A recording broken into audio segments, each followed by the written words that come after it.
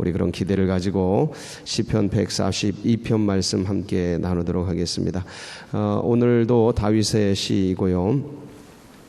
근데 표제어에 보면 어떤 상황 속에서 이 시를 썼는지를 알 수 있는 내용이 담겨져 있습니다. 다윗이 어디에 있을 때 쓰십니까? 굴에 있을 때.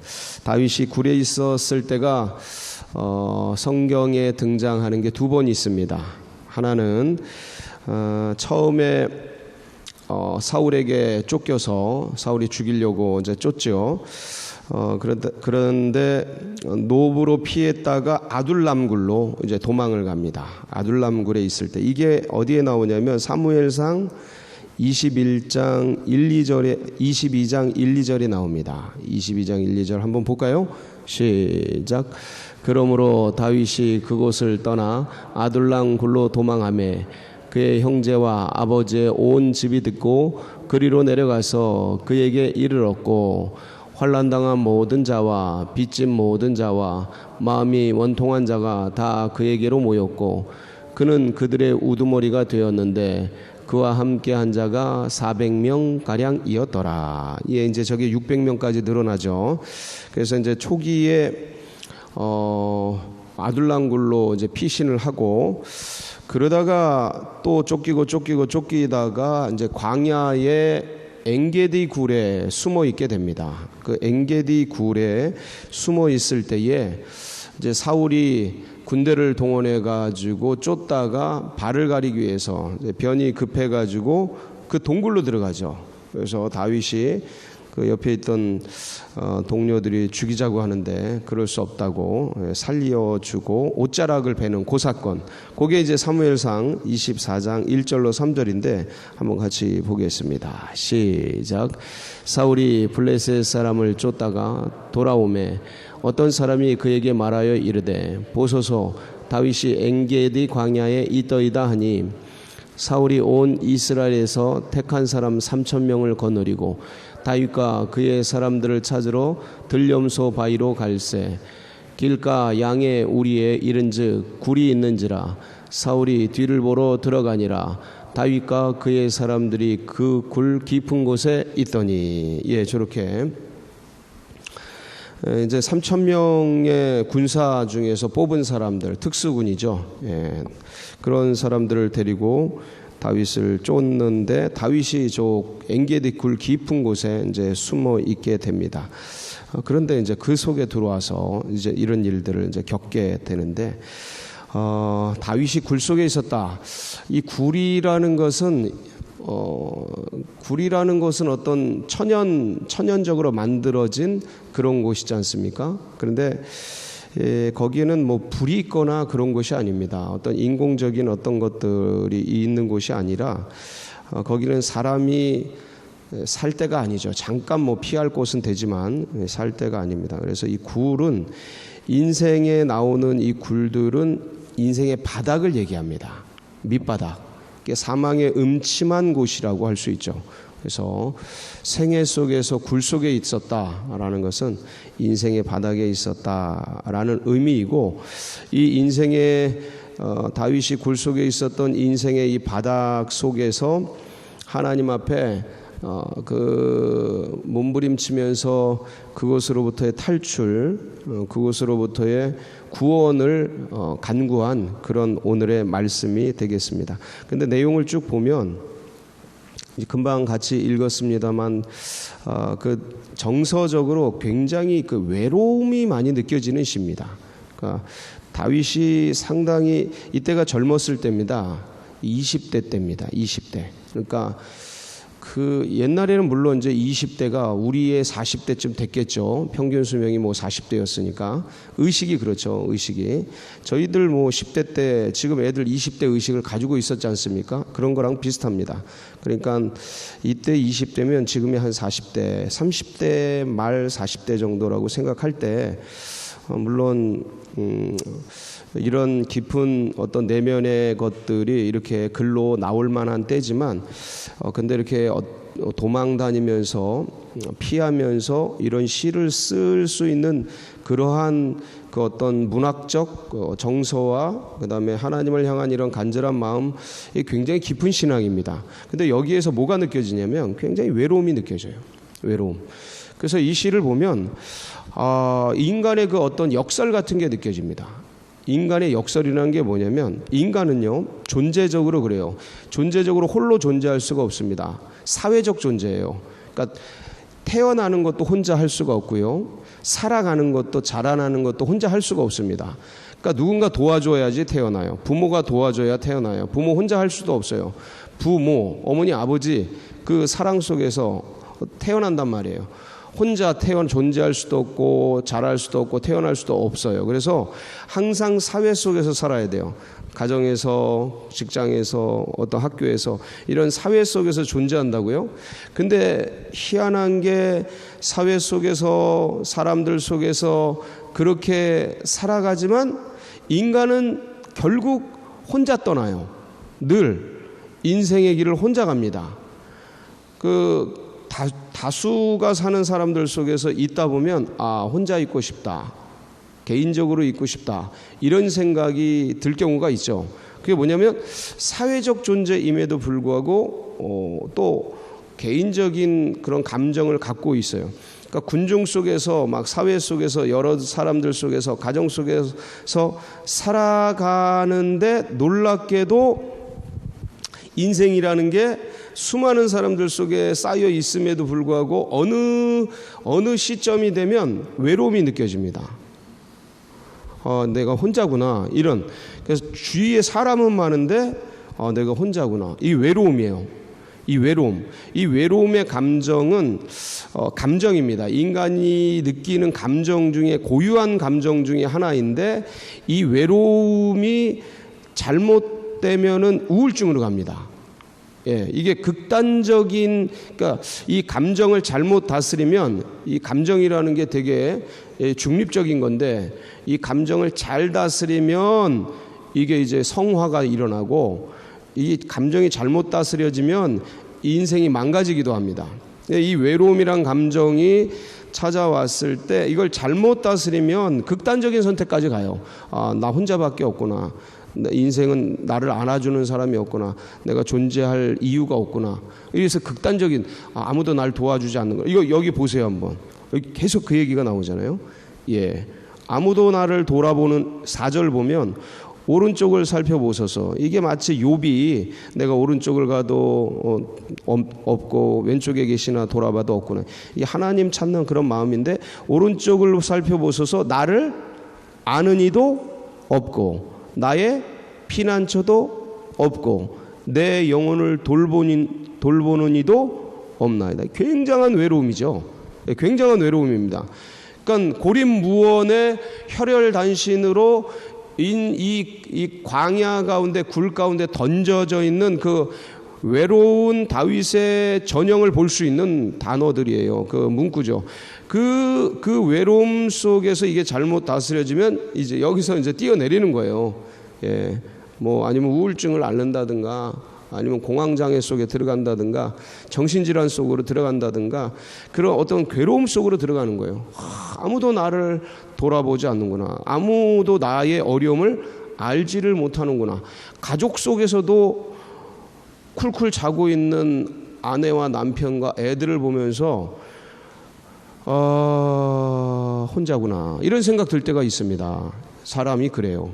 그 사람이 그렇게 많은데도 군중 속의 외로움이라고 이제 그걸 느껴요. 자, 근데 이 외로움은 잘못 다스려지면 그런 극단적인 곳으로 끝까지 갈 수도 있지만, 이게 잘 다스려지면 이 외로움이 하나님의 부르심이라는 사인으로 바꿀 수도 있는 거예요.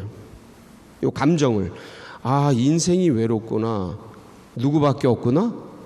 하나님밖에 없구나. 이렇게 가는 거예요. 그러니까 이걸 어떻게 다스리느냐예요. 어떻게 끌고 가느냐, 이 감정을. 슬픔도 그렇고 분노도 그렇고 이걸 어떻게 끌고 가느냐인데, 이 외로움이 반드시 찾아옵니다. 인간은 존재적으로 찾아와요. 왜냐면 역설이라고 그랬죠. 존재가 가지고 있는 역설, 인생이 가지고 있는 역설이에요. 사회적 존재이지만 늘 개인적으로 인생을 살 수밖에 없는 희한한 요 감정 속에서 찾아오는 게 뭐냐면 외로움이에요. 외로움. 근데 이 외로움은 잘못하면 그렇게 극단적인 곳으로 가지만 잘 다스리면 하나님의 부르심으로 볼 수가 있는 거예요. 아, 삶이라는 게 이렇구나. 혼자 가는 거구나. 이 홀로 가는 길에 누구만이 나의 동반자구나. 아내와 남편이 동반자인 것 같은데 그건 그림자예요. 신약의 그림자가 구약이듯이 인생의 삶 속의 그림자예요. 동반자라는 게 그림자예요. 같이 가지를 못해요. 아무리 사랑하고 그래도 늘 혼자예요. 아무리 그 하나가 되고 내 살 중에 살이요 피 중에 피다 하도 이게 그거는 영적인 언어지, 영적인 언어입니다. 인간이 그렇게 되질 않습니다. 늘 혼자구나 하는 감정 속에서 거기서 이걸 영적으로 바꿔내면 그래서 주님밖에 없구나. 거기서 기도하고 거기서 예수 그리스도를 찾고, 그러니까 내가 당하는 그 외로움을 주님으로 투사하면 예수께서는 얼마나 외로우셨을까. 그렇게 피 흘려서 길러낸 제자들이 다 버리고 나 모른다 부정하고 맹세하고 저주하면서 떠나가고, 그리고 그렇게 기도해 달라고 겟세마네에서 막 그러는데 쿨쿨 자고 있고, 그러니까 아무도 몰라주는 거잖아요. 누구의 마음을?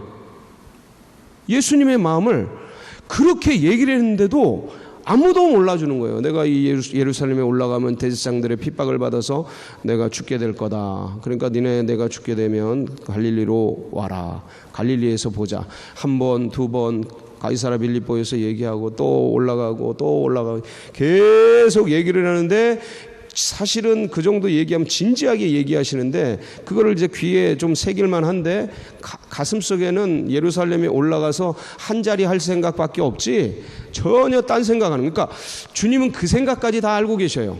제자들이 그런 생각한다는 것도 뭐 요한과 야고보가 와가지고 그 어머니 데리고 와가지고 주님 올라가시면 이 오른팔 왼팔 그 자리에 앉혀주세요. 뭐 이런 거 얘기는 하고, 그러니까 제자들이 주의 마음을 모르고 실제적으로 겟세마네에서 아무리 얘기를 해도 잠을 자고, 그리고 이제 가자 하고 일어났을 때 다 도망가고, 그 십자가를 이제 뭐 이렇게 신문을 당하고 십자가를 가는데 아무도 같이 갈 수 없고, 그러니까 그 주님의 마음이 뭐였을까?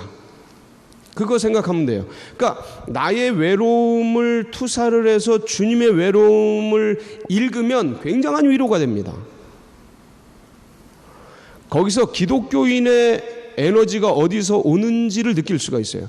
내가 분노가 날 때 주님이 그 상황 속에서 얼마나 분노가 났을까. 근데 그걸 어떻게 참았을까. 70번씩 7번이라도 받아내실까.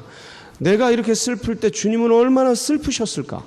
그걸 어떻게 견뎌내셨을까. 그러니까 이 외로움을 그렇게 가져가면 이게 굉장한 성화가, 그러니까 거룩한 마음으로 바뀌어요 이게. 그리고 내 안에 지경이 확장돼요. 그러니까 예수 그리스도의 감정과 그분의 마음과 일체가 되면서 영적으로 하나가 되면서 안이 열리고 영혼이 평안해지며 영원의 세계 속에서 내가 잇대어 있는 것들을 느끼면서 내 영이 생수의 강이 터져 나옵니다. 할렐루야. 이 은혜가 오늘도 이 자리에 있기를 축복합니다.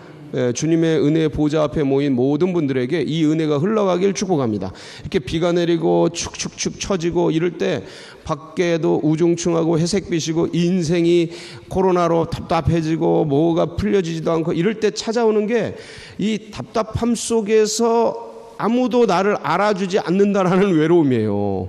외로움이 찾아옵니다. 근데 그때 누구를 생각해라? 그 주님을 생각해. 주님이 그때 외로우셨겠구나, 힘드셨겠구나. 그러면 그게 나에게 새로운 에너지로 가면서 이제는 인생은 원래 외로운 거였구나. 이걸 이제 외로운 감정에서 고독이라는 차원으로 승화시킵니다. 승화시켜요.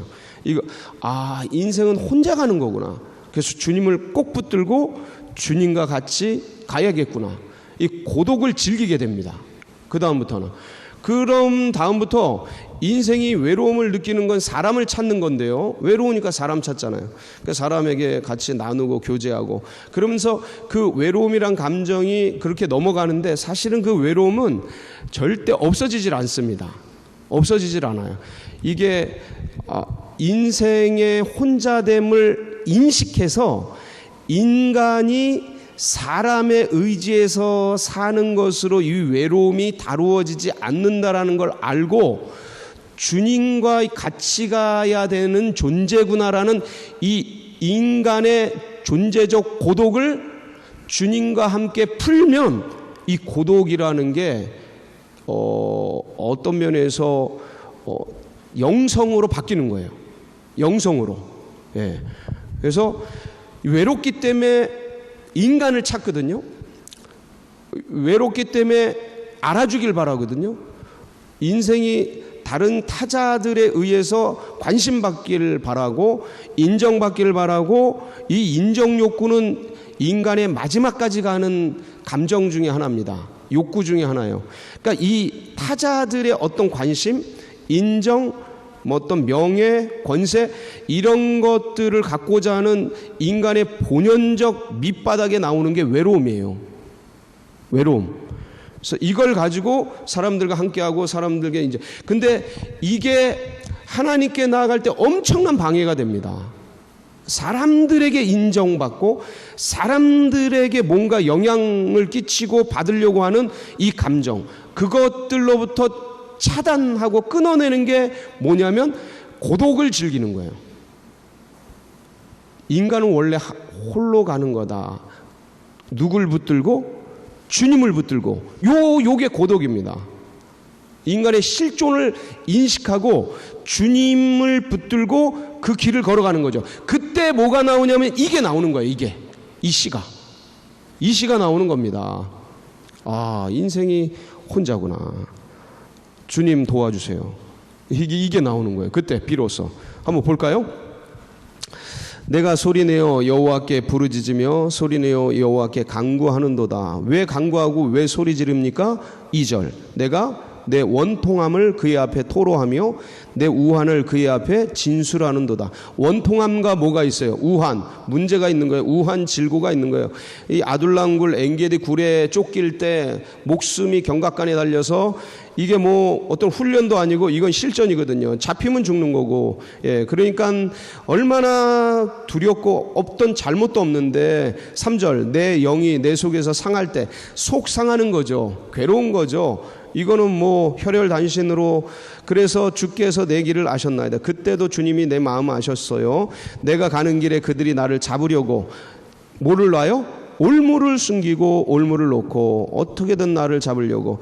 그래서 오른쪽을 살펴보소서. 나를 아는 이도 없고 피난처도 없고 내 영혼을 돌보는 이도 없어. 이 고립무원에 홀로 된 다윗의 그 모습. 이 20대의 젊은이가 이렇게 공권력에 의해 쫓겨다니고 3,000명이나 되는 군대를 데리고 잡아서 죽이려고 하는 이 압박과 어느 틈에 잠잘 때 굴에서 잠잘 때 찾아와서 잡히면 어떡하지? 이 두려움이라는 게 그러니까 이거는 굉장한 겁니다. 그러니까 이게 우리는 군대에게 쫓기진 않지만 자다가 죽으면 어떡하지? 자다가 뭔 일이 일어나면 어떡하지? 이제 이런 별 생각들이 다 날 수 있는 거죠. 상황은 다르지만 현상은 똑같다. 어차피 군대가 쫓아오든 죽음이 쫓아오든. 그래서 이럴 때 이제 이런 고립무원의 그런 상황에서 그래서 5절 같이 읽습니다. 시작. 여호와여 내가 주께 부르짖어 말하기를 주는 나의 피난처시오 살아있는 사람들 땅에서 나의 분기시시라 하였나이다. 주님은 나의 피난처요 나의 분기시시오. 주님만이 나의 피난처요 나의 피할 바위시오 나의 산성이시오 나를 지켜주시는 산성이시오. 나의 모든 소득의 근원이시다. 분기시다. 그러니까 주님 6절 나의 부르짖음을 들어주소서. 그러니까 이 5절이 핵심이에요. 5절이 핵심. 그러니까 이런 상황, 감정과 외로움과 두려움과 불안과 어려움과 여러분 사람이요 신앙을 가져도 이런 감정들이 찾아옵니다. 예, 더 예민해집니다. 신앙을 가지면 오히려 감성들이 더 예민하게 살아납니다. 그래서 더 불안을 느낄 수 있고, 더 외로움을 느낄 수 있고, 더 분노를 느낄 수 있고요. 더 예민한 곳에서 슬픔을 느끼고 막 이럽니다. 아픔을 느끼고. 그런데 이 감정들이 찾아올 때 이 감정을 어디로? 여호와는 나의 피난처시오, 여호와는 나의 기업이시오, 일로 전환시키는 거예요. 이게 질적 전환이에요. 물이 포도주 되는 사건이에요. 무가 유가 되는 사건이에요. 어둠이 빛이 되는 사건이에요. 죄인이 의인 되는 사건이라니까요.